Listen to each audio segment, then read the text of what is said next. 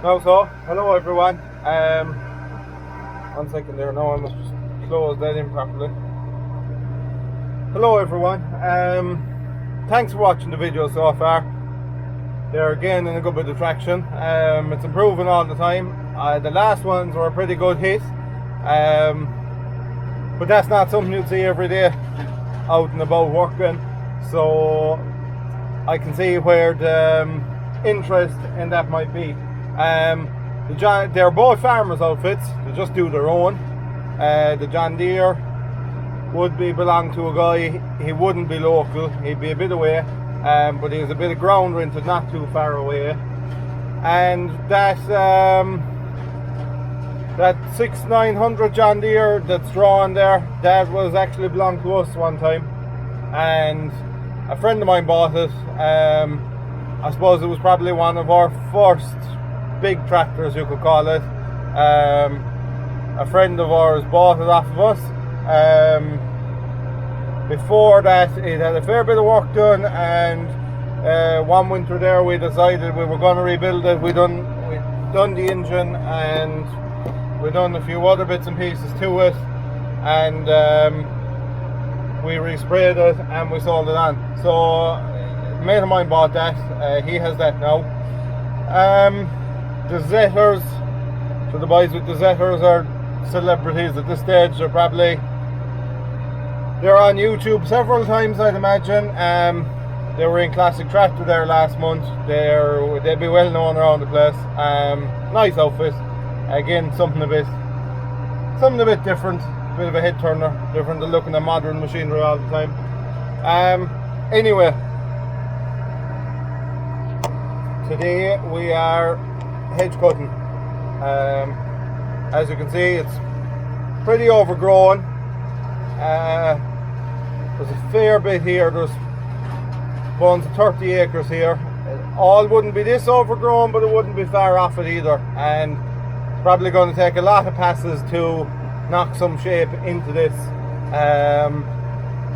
But it's the time of the year for it, and ground conditions are good. While we're not under a whole pile of pressure at anything else, we're going to try and get this done before the ground gets a bit too wet. Because the problem with this is, while you're not very heavy on the ground, you're continually driving on the same track the whole time, and I could have to go up and down this 10-15 times, so it puts a fair bit of pressure on the ground.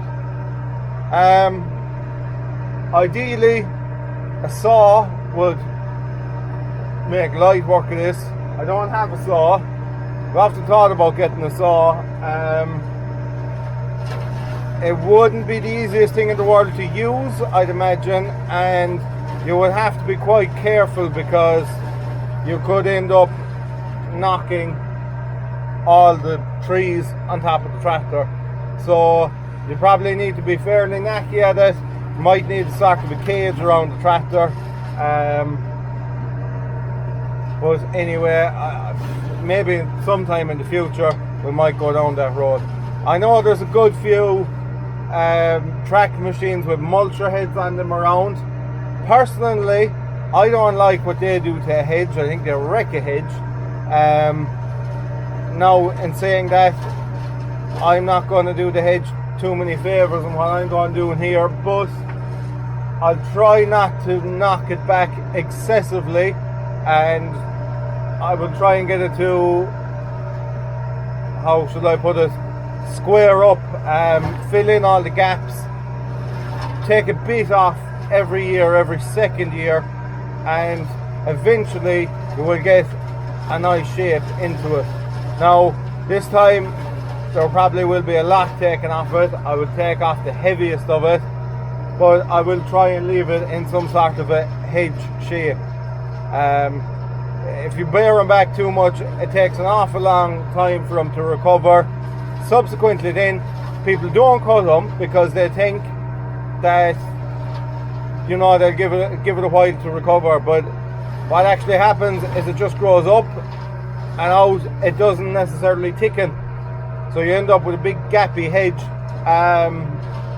Kind of what we have here, you know. There's, even though it's a big high hedge.